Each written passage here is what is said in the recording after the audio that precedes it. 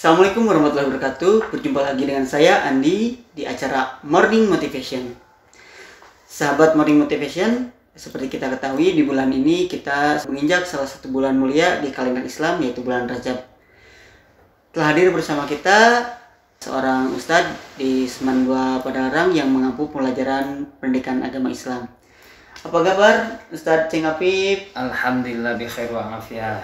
Alhamdulillah. Mudah-mudahan sahabat yang juga sehat walafiat. Alhamdulillah. Nah Ustadz, seperti tadi kan saya singgung sedikit ya, kita sudah menginjak bulan Rajab nih Ustadz. Ya. Kira-kira kenapa sih di bulan ini Allah muliakan gitu?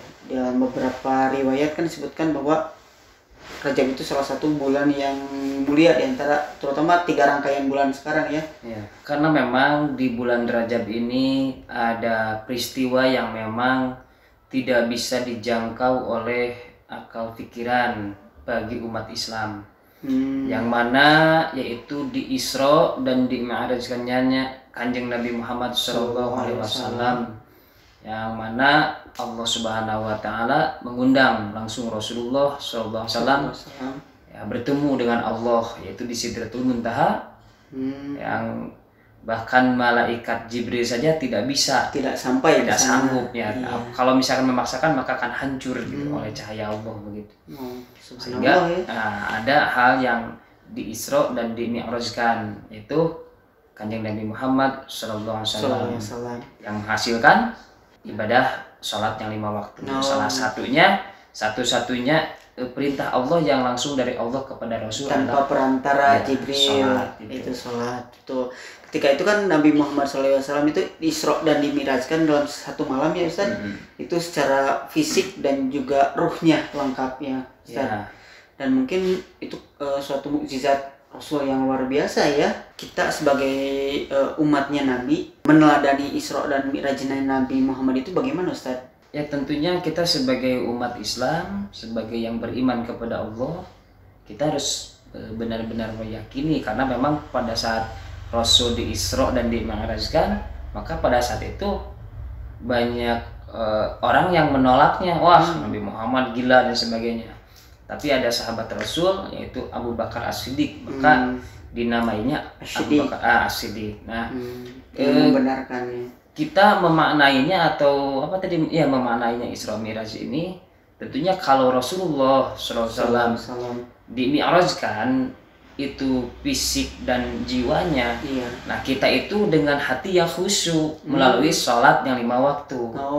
Karena memang sebagaimana sabda Rasul, as-sholatu mi'rajul mu'minin. Sholat itu adalah sebagai alat Mi'raj ya, menghadap Allah. Iya.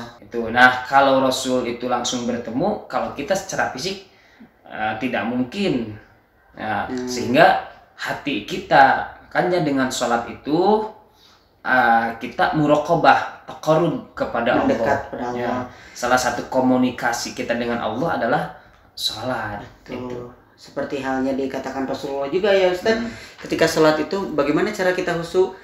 Ketika kamu sholat maka anggaplah kamu menghadap atau bertatap muka dengan Allah. Kalaupun kamu tidak bisa itu, yakinlah kamu dilihat oleh Allah Subhanahu wa taala. Jadi komunikasi antara hatinya yang nyambung.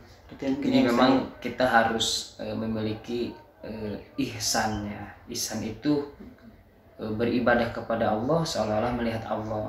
Namun jika kita tidak mampu melihat Allah, maka seolah-olah kita yakin Allah melihat kita. Yaitu sholat itu sebagai alat. Jadi tidak hanya Rasulullah saja yang bertemu dengan Allah, kita pun nanti akan bertemu dengan Allah. Sebagaimana Allah berfirman, "Faman kana yarju liqa rabbih falyamal amalan sholiha." Barang siapa yang ingin bertemu dengan Allah, falyamal amalan sholiha, maka beramal soleh. Nah, sholat ini merupakan salah satu amal soleh yang utama mungkin. Bahkan seseorang jika sholatnya tidak benar atau salah, maka amalan yang lainnya pun tidak akan dihitung. Nah, itu sholat itu. Nah, itulah fadilah sholat itu ya, jadi amalan yang utama. Dan juga Ustadz, kalau tidak salah nih saya baca dari literatur bahwa ketika Rasulullah SAW di Isra dan Dimi'rajkan itu ketika tahun berduka ya Ustadz. Beliau ditinggal wafat oleh istrinya tercinta Sayyidah Khadijah radhiyallahu anha, kemudian ditinggal juga oleh pamannya yang melindungi Abu Thalib, sehingga kalau secara mental mungkin ya kalau kita sedang down mungkin ya, apalagi kejadian kaum Quraisy yang semakin menjadi-jadi dengan tidaknya perlindungan dari pamannya. Ya tentunya Rasul juga manusia. Tuh. Ya Muhammadun Basyarun, wali sakal basyari itu. Nabi Muhammad itu manusia, cuman berbeda dengan manusia yang lainnya. Artinya sifat yang sifat kemanusiaannya sedih. Nah, Rasulullah terpukul hatinya yang luar biasa ketika Sayyidah Khadijah yang membela Sayyidah Khadijah yang membela berdakwah, yang terhormat, yang disegani, yang membiayai dakwahnya, yang disegani oleh orang-orang kafir. Allah cabut nyawanya. Kemudian paman Abu Thalib juga tokoh masyarakat Quraisy yang membela yang luar biasa, apapun yang terjadi kepada Nabi Muhammad paling depan. Nah, di tahun itu disebut Amul Huzni. Rasulullah sedih, terpukul luar biasa. Akhirnya pada saat itu Rasulullah hijrah mau dakwah ke Thaif. Ya sempat ke Thaif. Thaif ternyata bukan penerimaan yang luar biasa, bukan penerimaan untuk disuguhan lah bahasa Sunda, bukan disambut, malahan disambit ya. Malahan ketua dari kaum tersebut menyuruh anak buahnya, akhirnya dilempari batu hingga dalam satu riwayat berdarah sampai kakinya berdarah. Bahkan dalam riwayat yang lain, jangan sampai darah Rasulullah itu menetes kepada tanah. Kalau netes kepada tanah maka mungkin akan apa yang akan terjadi, sehingga oleh Rasulullah ditahan jangan sampai darahnya itu menetes ke sana. Bahkan kata riwayat Jibril pun sempat menawarkan mau membalikan gunung buat. Akhirnya Rasulullah itu diam di sebuah kebun kurma milik seseorang. Sambil termenung datanglah malaikat Jibril yang menawarkannya, Rasul, lamun bahasa Sunda mah inilah eta gunung-gunung Uhud nupang gedena di Mekah itu uang timpakan ke kaum Thaif itu. Tapi apa jawaban Rasulullah? Humul jahilun gitu. Mereka tidak mengetahui. Mereka tidak mengetahui, mereka orang yang tidak paham, orang yang bodoh. Seperti itulah jawaban Rasulullah. Luar biasa ya akhlak Rasulullah. Ini mengandung arti, Pak Andi, mengandung arti kepada kita bahwasanya perjuangan, ketika kita memperjuangkan agama, lelah letih kita maka akan diganjar dengan kebahagiaan. Nah, dari situ Rasulullah SAW kemudian pergi pulang lagi, maka pada tanggal 27 Rajab di Isra dan di Mi'rajkan. Di Isra dilempangkeun di jalan dilempangkeun dari Baitullah ke Baitul Maqdis. Dari Baitul Maqdis ke Sidratul Muntaha. Langsung bertemu, bertatap muka dengan Allah Subhanahu wa taala. Ini memberikan arti kepada kita akan mendapatkan kebahagiaan. Kemudian dari Isra dan Mi'raj itu yang menghasilkan sholat yang 5 waktu. Artinya setiap manusia yang ada di dunia ini itu memiliki masalah, cobaan. Pasti setiap hari itu, setiap waktu kita punya cobaan.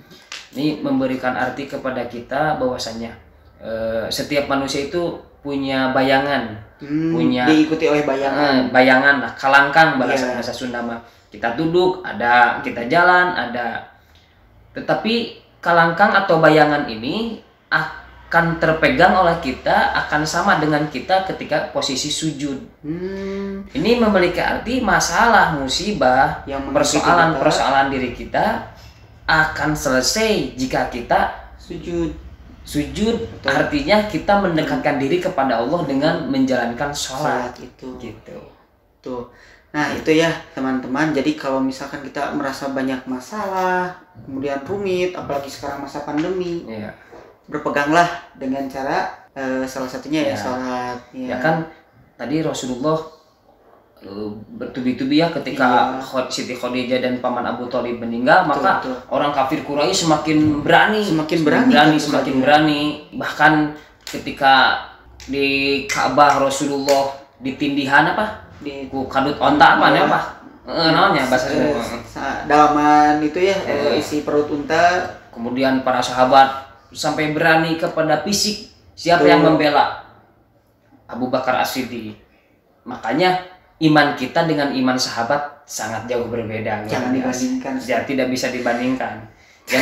Iman kita jangankan dengan para sahabat, dengan ulama saja. Betul. Wah, itu sangat jauh gitu. Makanya ketika Rasulullah sedih, banyak permasalahan, diundang oleh Allah, itu artinya segala sesuatu permasalahan kita, dekatkan diri kita kepada Allah, takarub kita kepada Allah. Dan Ustaz, saya pernah membaca suatu keterangan bahwa kebahagiaan tertinggi itu bukan mendapatkan apa yang ada di dunia, tapi bertemu langsung dengan Sang Khalik. Dan mungkin itu yang Allah berikan ketika Rasul didera tahun-tahun duka cita. Beliau bisa langsung berhadapan, bahkan Nabi Musa pun tidak sempat ya. Nabi Musa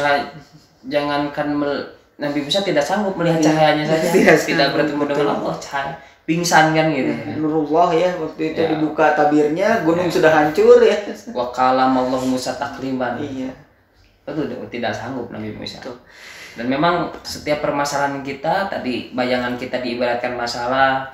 Bahkan Rasulullah tidak hanya mencontohkan sholat wajib, ada sholat-sholat sunnahnya. Jadi kalau setiap masalah ada solusinya, setiap hal itu ada sholatnya, gitu mungkin ya Ustaz ya. Sebagaimana Allah berfirman kan, wasta'inu bis-sabri was-shalah. Mintalah pertolongan kepada Allah dengan sabar dan sholat. Allah tidak menyuruh kita nyari solusi, sholat dan sabar ya. Butuh harta mungkin. Ya, kalau misalkan kita nih di pandemi ekonomi kita agak ini, ada solusinya. Kita berdoa dengan duha, sholat duha. Itu berdoa ya? Iya, berdoa. Ya, 12 rakaat, 8 rakaat, 6 boleh. 6 boleh. 2 asarutin. Ya. Tapi yang paling sedikit itu sebenarnya 4 lah gitu. Kalau 2 peliting gitu. Kalau mau 12 berarti kita akan dibangunkan istana di surga. Amin, gitu. ya Allah. Kalau kita bingung memilih antara si A dan si B, atau pekerjaan, dagang atau kerja, kelas 3 mau kuliah kemana, kuliah atau kerja, kuliah atau nikah misalkan, itu ada sholat istikharah.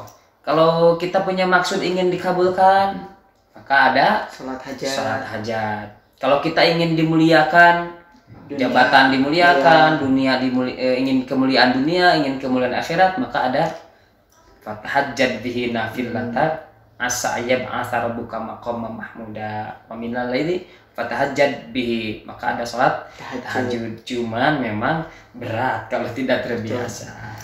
Itu sesuatu akan terasa berat kalau misalkan tidak biasa dan paksaan mungkin ya. Kalau sudah menjadi kebutuhan harus dipaksa. Betul sih. Ya, insya Allah kalau sudah tidak terbiasa, bisa itu karena biasa itu karena terpaksa harus dipaksakan.